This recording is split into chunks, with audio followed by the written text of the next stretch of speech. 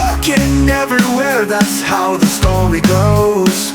Grab your gear, hold on tight. Venice before the darkness. Welcome to the Zombie Story Zone, where history's most beautiful moments meet its darkest nightmares. Before Venice became a city of silence and shadow, it was the crown of the Adriatic, a floating paradise where the rich and powerful lived as if the world could never touch them.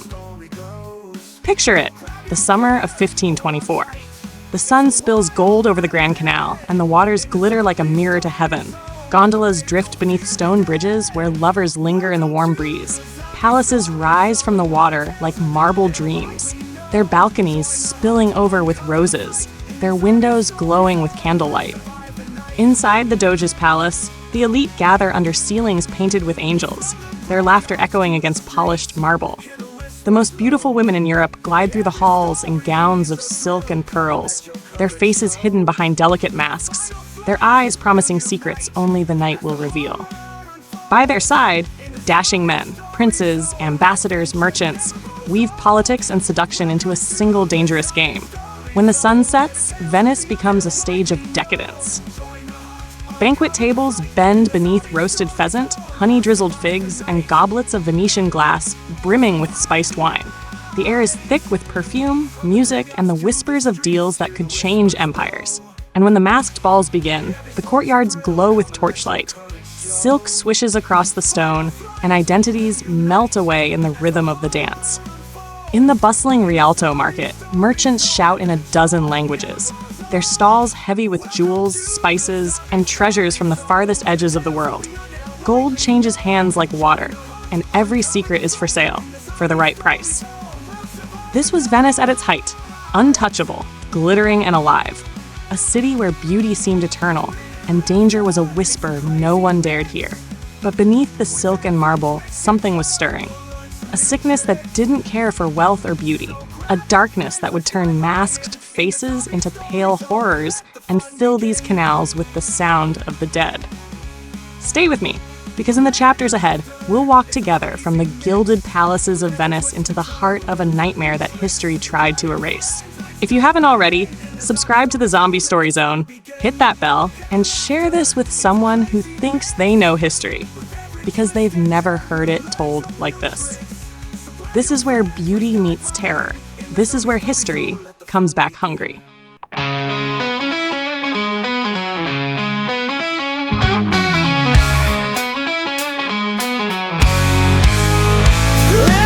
The first to rise.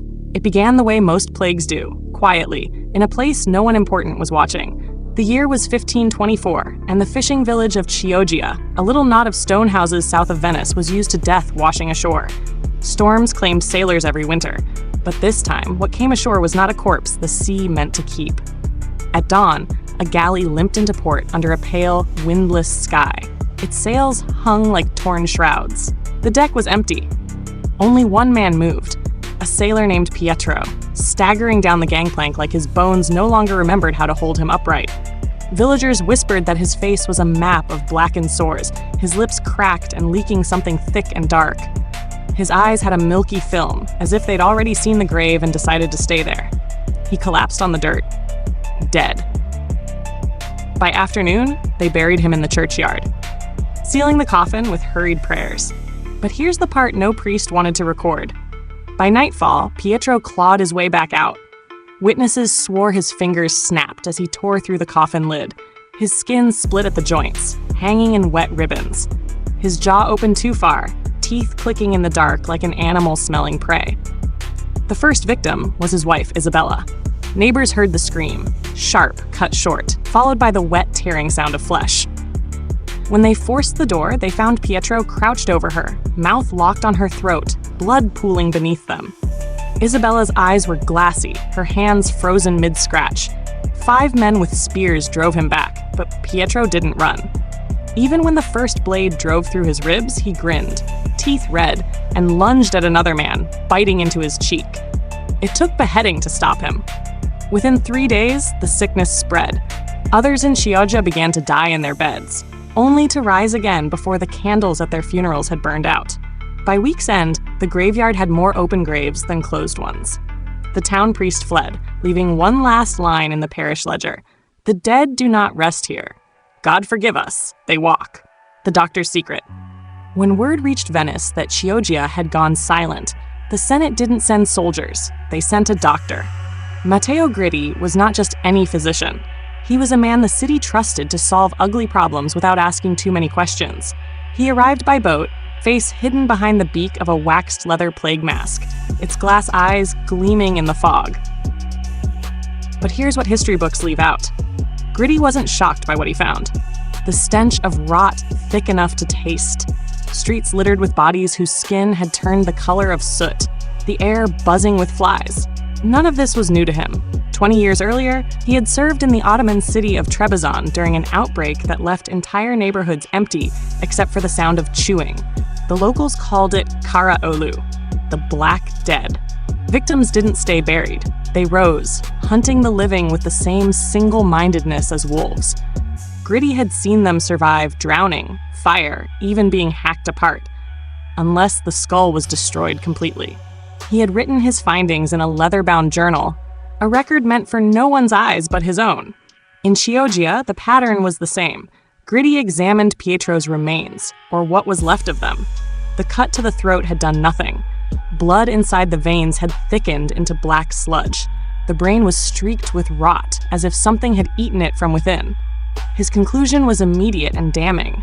Whatever this sickness was, it killed the man but left the body moving, stripped of all humanity except hunger. The only cure was fire or steel to the head. Gritti urged the village elders to burn the infected immediately, but they recoiled. Fire was for heretics, not Christians. They would not damn their neighbors' souls.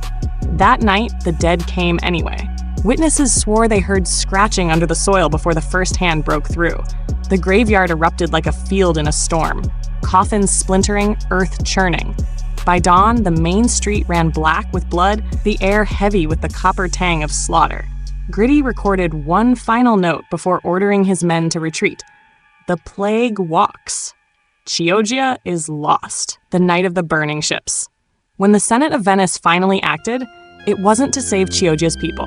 It was to save the city's wealth. The order was simple. All infected vessels in the lagoon are to be burned. No rescue. No quarantine. Fire would be the cure. The command went out at sunset. Soldiers moved along the docks with torches, their flames throwing long shadows over the black water. The first to burn was a Dalmatian merchant galley, abandoned except for the sound of something moving below decks. When the torch touched the teared hull, the fire leapt up the rigging in seconds, licking the night sky with orange tongues. The smell came first, smoke mixed with something heavier, sweeter, and wrong. At first, the watchers thought it was the cargo. Then they heard the pounding, fists and feet hammering against the hatches, voices, ragged, guttural, screaming to be let out. Witnesses swore the voices didn't sound entirely human. As the decks collapsed into the flames, shapes burst from the smoke. Blackened figures hurled themselves over the rails into the water. Some sank instantly. Others floated face down, until they rolled over, eyes open, mouths snapping.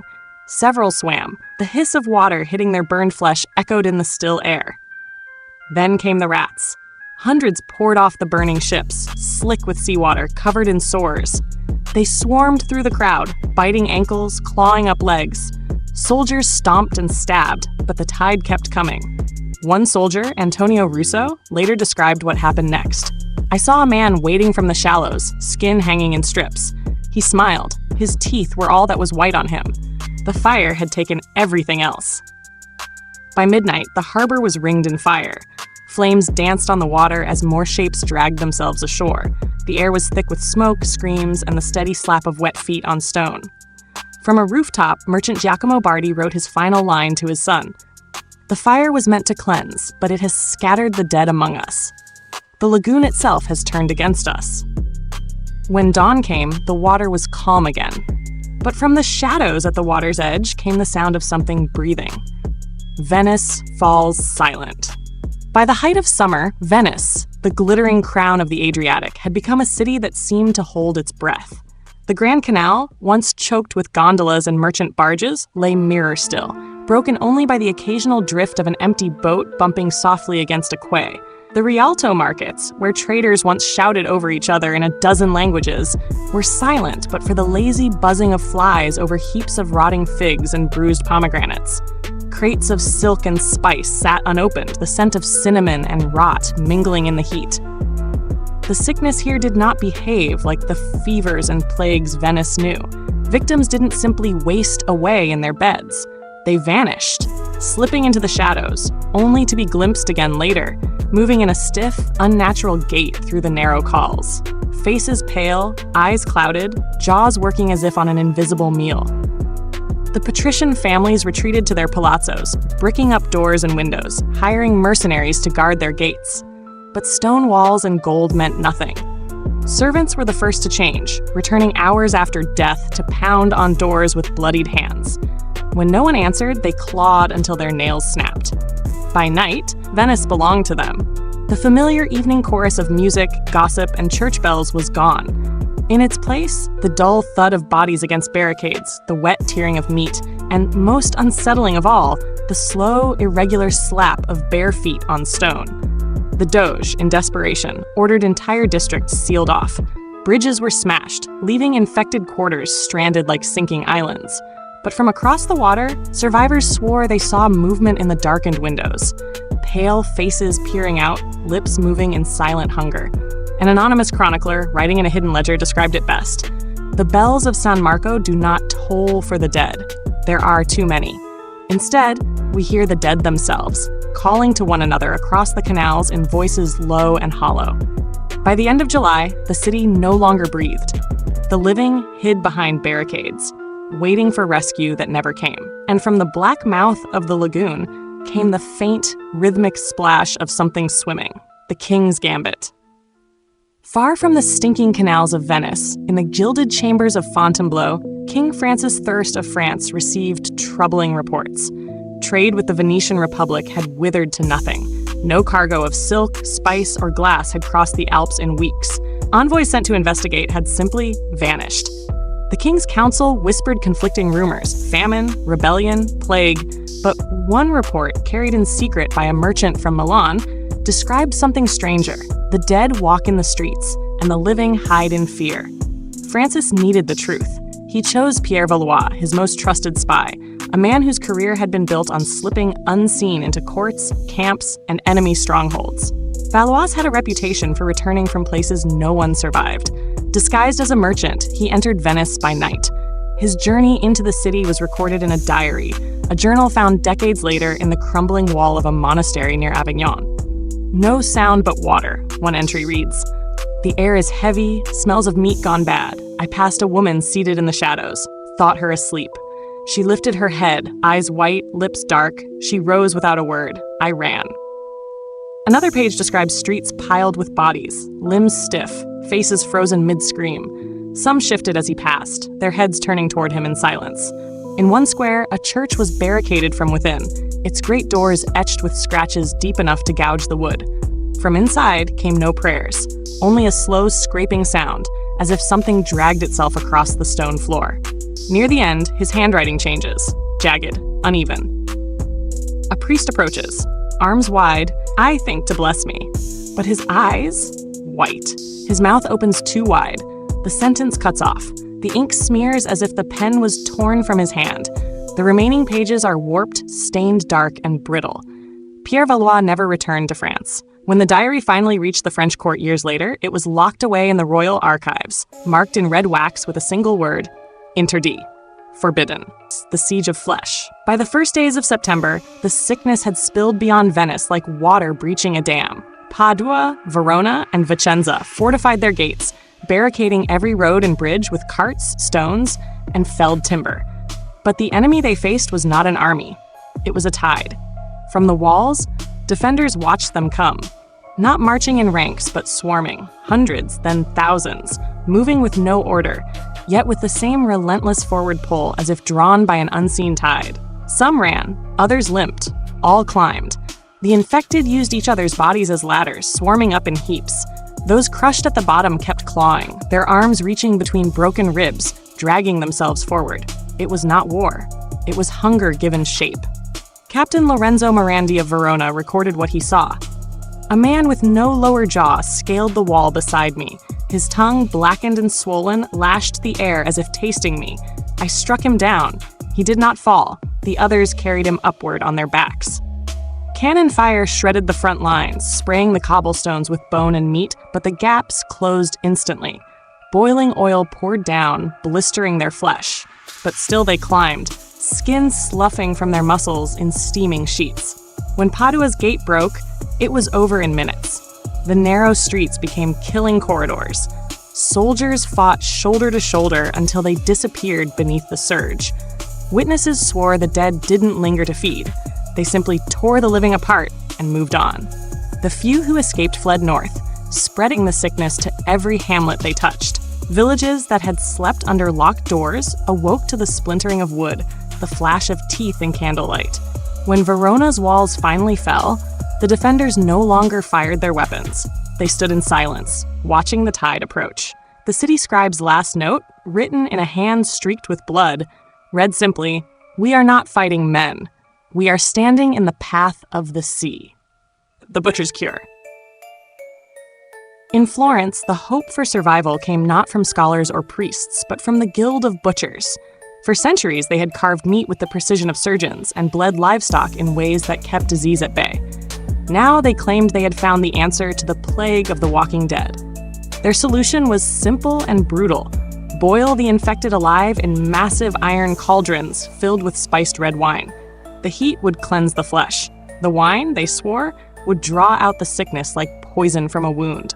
At first, it seemed to work. Captured infected were dragged into the slaughterhouse by chains, their snapping jaws clamped shut with iron bands. They were dropped screaming into the vats. The smell of boiling wine, cloves, and cinnamon filled the air. Crowds gathered in the square, cheering as the butchers forced the thrashing bodies beneath the bubbling surface. For a few moments, the infected would go still. The steam curled high, carrying with it the scent of roasted meat. But then, movement. Fingers broke the surface. Then arms. The dead rose from the vats, skin sloughing away, eyes bright and hungry. Steam poured from their mouths as they lunged, the wine still dripping from their teeth. Marco Denti, a young apprentice who survived the massacre, left a single account. "We thought the vats would kill them. It only made them stronger. They drank. I saw one laugh as the boiling wine streamed down his chin." The slaughterhouse became a killing ground. Butchers fought with cleavers and meat hooks, hacking through steaming flesh. Outside, soldiers slammed the doors shut and barred them. Torches were thrown in. For 3 days, the quarter burned. Even from the rooftops, survivors swore they could see shapes moving in the flames. When the fire finally died, the streets were coated in blackened ash. Among it were footprints, bare, deep, and leading away toward the city gates. The Black Nun. By autumn, stories began to spread along the surviving trade routes. Stories of a woman who walked unharmed among the plague-ridden dead. She was always described the same way, robed entirely in black, her face veiled, her hands pale and bare. Some called her La Monaca Nera, the Black Nun. Others refused to name her at all. Infected who saw her did not attack. Witnesses claimed they stepped aside, lowering their heads as if in reverence. Some swore she spoke to them in a language no living tongue had ever uttered, a low, rhythmic murmur that made the hair on the neck rise. She appeared first in Lombardy, entering plague-choked convents where the sisters had barricaded themselves in prayer. She left with more than she arrived. Survivors whispered that she took the dead away with her, leading them in silent processions into the forests at night, where they vanished like smoke. One account, smuggled to Rome by a soldier, described finding a convent where the doors were still barred from within. Inside lay rows of empty habits, each soaked dark at the collar, as if the flesh within had been drawn out through the neck. The chapel smelled of incense, strong, metallic, though the altar candles had burned down to pools of wax. The Vatican commissioned an inquiry. The report, now locked in sealed archives, described her as a heretic sorceress in the garb of a nun, in league with the walking dead, and commanding them as a shepherd commands sheep. The document ends abruptly, the final lines slashed with ink, as if someone tried to erase them in haste. No one knows where she came from. Some believe she was once a healer who learned the sickness's secret and embraced it. Others whisper she is not a woman at all, but a thing wearing human skin. When the plague finally ebbed, sightings ceased. Yet in certain northern villages, elders still warn, if the dead ever rise again, the Black Nun will walk at their head, swinging her silver censer, calling her flock home. By the first frost of winter, Castel del Monte stood as the last stronghold in the south. Its octagonal walls rose from the Apulian hills like the crown of a buried giant, built centuries earlier by Emperor Frederick II to be unassailable. Inside its pale limestone walls, the last nobles, merchants, and soldiers of the region had gathered, certain that stone and steel could outlast the plague. For weeks, the infected came in scattered groups, keeping their distance, watching. They did not howl or throw themselves against the walls. They only stood in silence, their upturned faces fixed on the battlements. At night, their shapes swayed in the moonlight, their shadows stretching unnaturally long across the frost. Then came the moaning. Low at first, almost a hum, it rolled across the hills and into the fortress like a tide. Men woke in the night, clutching their ears, swearing they heard words buried in the sound. By day, no one spoke of it. Inside, food stores dwindled. The wells grew foul, the water tasting of rust. Arguments turned to violence. The dead were buried in the central courtyard. Hunger and fear gnawed at the living as much as the sickness outside. On the 31st night of the siege, without trumpet or shout, the drawbridge chains began to rattle. Guards swore no one touched them, yet the bridge lowered, slow and steady, until it lay flat across the frozen moat. The portcullis rose with the same unnatural grace. Through the open gate, the dead entered, not rushing, not charging, but walking in calm, measured steps. No one screamed, no one ran. Some inside the fortress even stepped forward to meet them, faces slack, eyes blank, as if greeting long-lost friends. When a scouting party from Bari arrived weeks later, they found no living soul. The fires in the Great Hall were still smoldering, tables set for a feast that had never been eaten. The only trace of the defenders was a trail of bare footprints leading from the courtyard back out into the snow, vanishing at the forest's edge, erased from history. In the spring of 1525, the Holy Roman Emperor issued a decree unlike any before. Every written record of the past year was to be destroyed. Not censored, erased.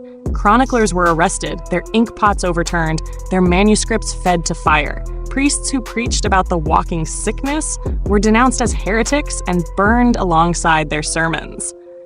The official explanation was simple. The events had been an affront to God, and to speak of them was to invite them again. The true reason was more practical, to keep the rest of Europe from knowing just how close the world had come to collapse.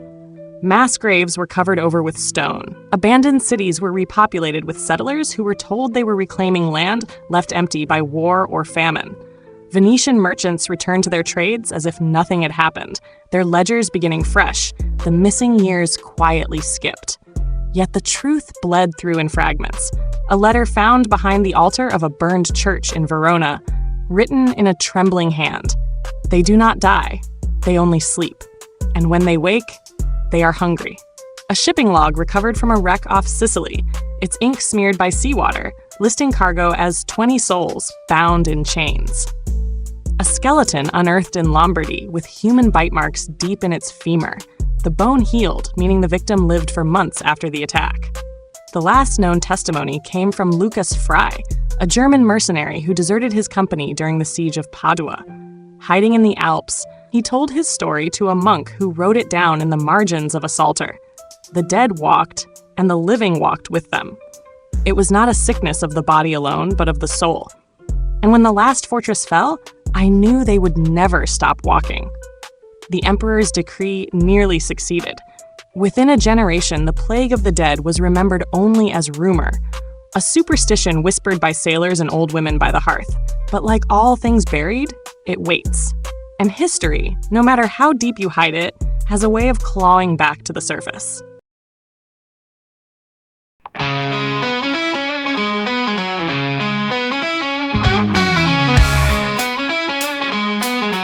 Epilogue: What was buried? They say Venice survived. The merchants returned, the canals filled again with song, and the palaces gleamed as if the darkness had never come.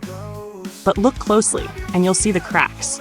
a doorway bricked over in haste, a church with no records before 1525, a courtyard where the air still smells faintly of smoke. The plague of the dead was erased from history, burned from the books, denied from every pulpit. But it left its mark, not in marble or parchment, but in whispers. Sailors tell of figures walking the sandbars at night, their feet never sinking. Fishermen swear they've seen pale faces beneath the water, watching from the lagoon. Maybe the sickness is gone. Maybe it's only sleeping. And maybe, just maybe, the Black Nun still walks somewhere, her silver censer swinging, calling her flock to rise again. History wants you to forget. But here, in the Zombie Story Zone, we remember. We dig up what was buried, and we tell it as it truly was. If this story has kept you watching, if it's made you look over your shoulder or dream in uneasy shadows, then don't let it end here. Subscribe, share, and join me for the next journey into history's darkest corners, where the dead don't stay dead and the past is always closer than you think. Because this isn't the end. It's only the quiet before the footsteps start again. The Zombie Story Zone adventure never goes on.